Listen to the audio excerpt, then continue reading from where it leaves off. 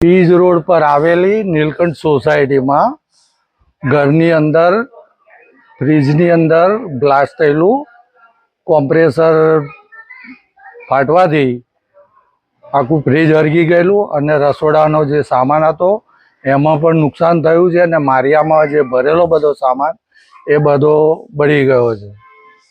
કોઈ જાણવાની ઘટના ના, ઘટના સ્થળે એ ઘરના જે હતા કાજલબેન બારોટ એમને ફ્રીજ ખોલતા જ આ બનાવ બનેલો એમને અને તરત જ અમને જાણ કરેલી.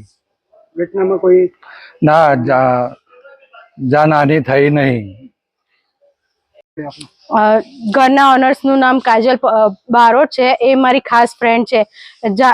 નુકસાન થયું, ફ્રીજમાં શોર્ટ સર્કિટ થયું એટલે એણે તરત મને ફોન કર્યો કે આ ફ્રીજમાં આગ લાગી છે.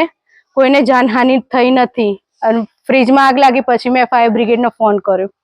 ઘટના થઈ ત્યારે ઘરમાં કેટલા મેમ્બરો હાજર હતા? ઘરમાં 2 જ જણા હાજર હતા, કાજલ બારોટ અને એનો બાબો કુંજ બારોટ.